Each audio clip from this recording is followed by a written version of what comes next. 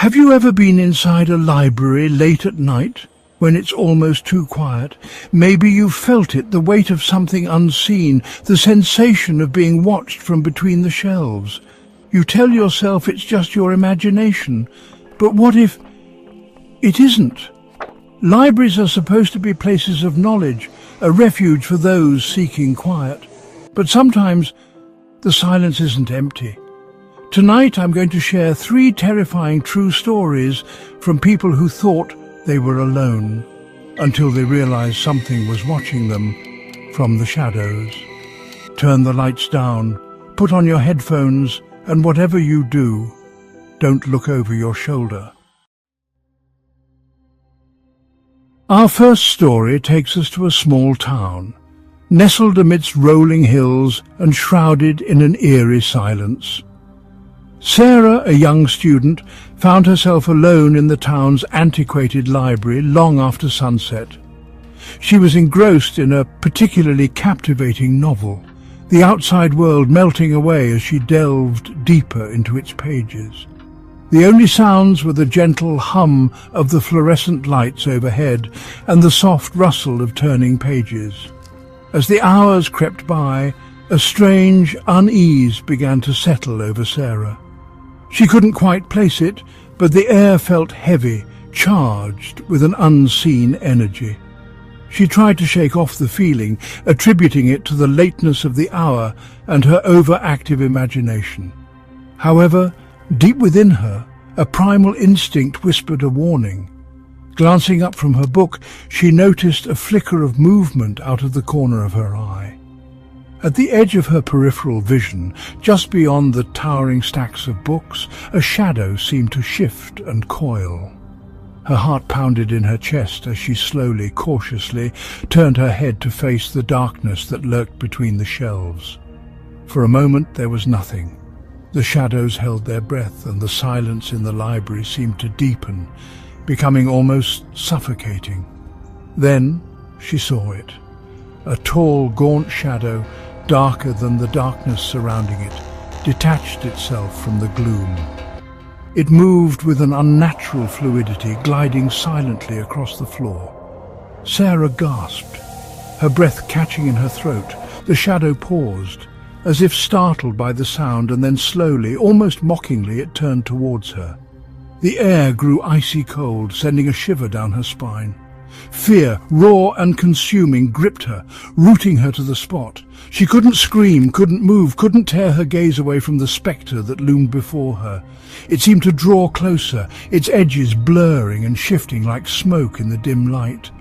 Sarah squeezed her eyes shut, willing herself to wake up from this nightmare. When she finally dared to open her eyes again, the shadow was gone. The library was bathed in the cold, sterile light of the overhead fluorescence, the silence now deafening. Sarah, shaken to her core, gathered her belongings and fled the library. The image of the shadow seared into her memory. To this day, she can't shake the feeling that she was not alone that night, that something sinister lurked within the shadows of the stacks. Our next tale takes us to the hallowed halls of a university library, a place where knowledge and mystery have always intertwined. The library, with its towering shelves and labyrinthine corridors, had always been a source of fascination and unease for students. Whispers of strange occurrences and unexplained events echoed through the years, passed down from one generation of students to the next. One particular night, a group of students found themselves alone in the library, studying for an important exam. They had heard the stories, of course, but dismissed them as mere superstition. As the night wore on, however, an unsettling feeling began to creep over them. The library, usually abuzz with activity, was eerily silent. The only sounds were the gentle hum of the computer monitors and the soft tapping of fingers on keyboards. It was as if the very air had grown thick with anticipation. One of the students, a young man named James, noticed something peculiar. He had been working diligently at his computer when he sensed a presence behind him. Slowly he turned in his chair, his heart pounding in his chest. Standing in the aisle, bathed in the pale glow of a nearby reading lamp, was a figure. It appeared to be an elderly woman, dressed in a long flowing gown. She stood motionless, her features obscured by the shadows. James froze, unsure of what to do. He had never seen this woman before, and something about her demeanour sent a shiver down his spine. He tried to speak, but no words came out. The woman simply stared at him, her expression unreadable. After what felt like an eternity, the woman turned and began to walk away, her footsteps completely silent on the hard floor. James watched as she disappeared into the labyrinthine rows of bookshelves, her presence vanishing as quickly as it had appeared. He quickly recounted the unsettling encounter to his friends, who listened with a mixture of amusement and skepticism. Determined to get to the bottom of the mystery, they decided to investigate. They searched the library, but the woman was nowhere to be found. Just when they were about to give up, they stumbled upon an old, leather-bound book tucked away on a dusty shelf. Inside they found a faded photograph of the woman James had seen. Beneath the photograph, a handwritten inscription read, "Eleanor, the silent librarian, guardian of knowledge, keeper of secrets." The students stared at each other, their faces pale with a mixture of fear and fascination. They realized that they had stumbled upon something ancient, something powerful, and something that perhaps should have remained hidden.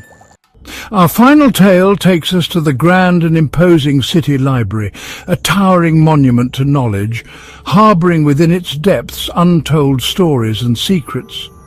Ethan, a young archivist new to the library, was tasked with cataloguing a recently acquired collection of ancient manuscripts. It was a dream come true for the young historian, but little did he know that this dream would soon turn into a nightmare. His work led him to the depths of the library's basement, a place rarely visited and whispered about in hushed tones by the library staff. The basement, with its low ceilings and damp, musty air, was a stark contrast to the bright and airy reading rooms above. Ethan's heart pounded with a mixture of excitement and trepidation as he descended the creaking staircase. The air grew noticeably colder as he reached the bottom step, and a sense of unease settled over him.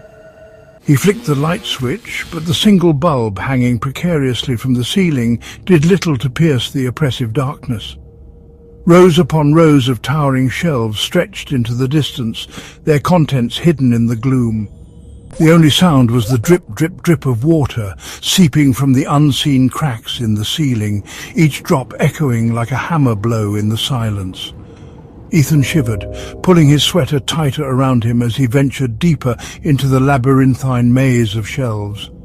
The air hung heavy, thick with the smell of mildew and decay, and the oppressive silence was broken only by the sound of his own breathing. As he rounded a corner, he noticed something peculiar. A section of shelving, set apart from the rest, seemed to emanate an unnatural chill. The hair on the back of his neck prickled with unease as he cautiously approached.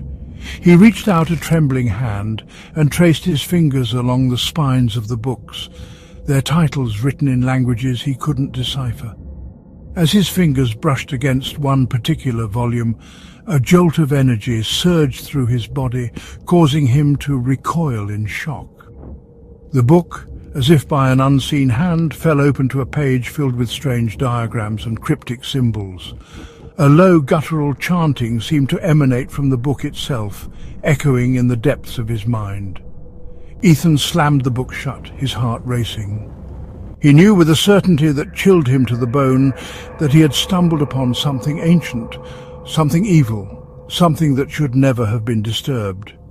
He turned to flee, his mind screaming at him to escape the horrors of the basement. But as he did, he noticed something that sent a wave of terror crashing over him. The exit, the staircase he had descended moments before, was gone. In its place stood a solid wall of concrete, as if it had always been there. Ethan was trapped, alone in the darkness with whatever evil lurked within the pages of the forbidden book. Some places are meant to be forgotten. Some doors are meant to stay locked. And some things are better left unseen. If you ever find yourself alone in a library late at night, listen closely. Look around, because sometimes the quiet isn't empty, and you might not be as alone as you think. If you enjoyed these true horror stories, make sure to like, subscribe, and let me know in the comments. What's the creepiest thing you've ever experienced in a library?